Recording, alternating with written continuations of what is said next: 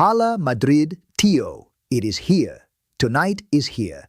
And I have been on the forum since 5 in the morning, and I can tell you the mood is absolutely electric, but not in a good way, more like the electricity you feel right before a thunderstorm that might destroy your house. That is genuinely the most accurate description of the Real Madrid fan base right now. Half of them are posting, "We always find a way," and the other half are posting squad depth charts with red X's over half the names. It's chaos, and I kind of love it. Because it is chaotic, Maria. We are going into a Champions League knockout tie tonight against Manchester City, Guardiola's Manchester City, with no Mbappé, no Bellingham, no Rodrigo, no Milito, no Alaba. Madre mia. Someone on Reddit counted and said we are missing about 340 million euros worth of talent from the starting 11. The injury list is genuinely staggering when you say it all out loud. And what I keep seeing in the comments is not just panic. It's a specific kind of exhausted frustration.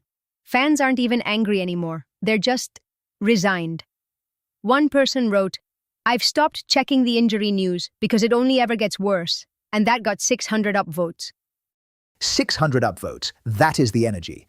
And yet, I also saw someone post, and I wrote this down because it was beautiful. They said, Real Madrid have won Champions League trophies with worse situations than this. The club doesn't care about your logic. And you know what? I believe that. I mean, they're not wrong historically, but I think the difference fans are wrestling with right now is that those miraculous runs usually had a talisman.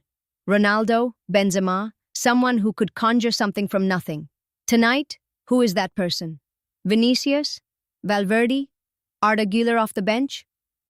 Valverde. Valverde is the name every single fan is chanting in their hearts right now. We talked about it all week. And after Celta Vigo, he has basically become the emotional anchor of this entire club.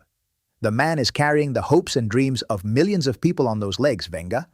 And the fascinating tactical question, which fans are actually debating quite intelligently on the forums, is whether Arbeloa starts Valverde in that more advanced role he's been using, or whether he pulls him back to protect the midfield against Rodri and Reinders and Kovacic, because City's midfield three tonight is genuinely terrifying. Rodri, Reinders, Kovacic, que barbaridad. That is not a midfield, that is a punishment. And we are going in with, what, Tchouaméni, Camavinga, and then Valverde somewhere in the middle of all that? Fans are screaming about this.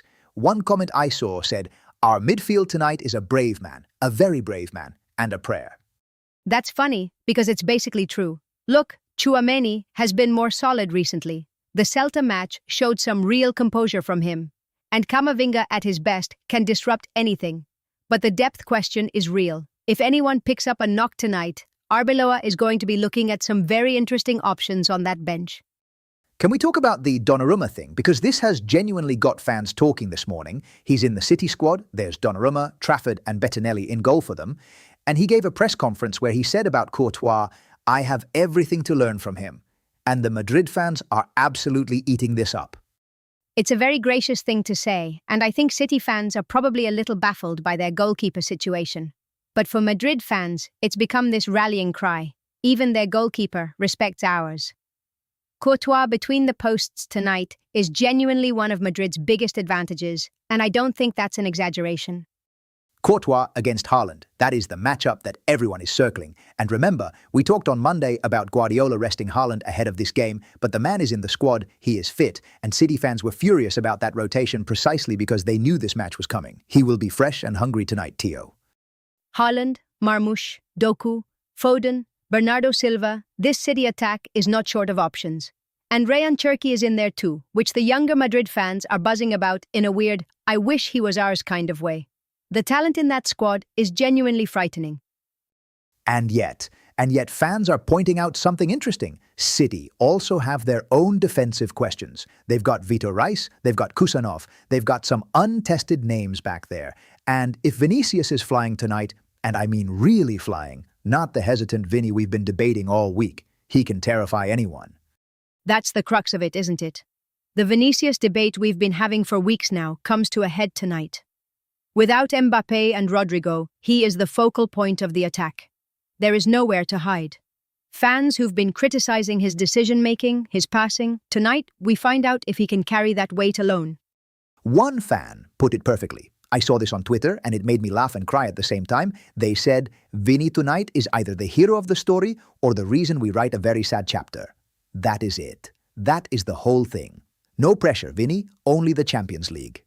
There's also an interesting side conversation about Arda Güler that I think deserves some attention. He started against Celta and showed some lovely moments. Fans are genuinely excited about the possibility of him being more central tonight, using his creativity to unlock City rather than trying to outmuscle them.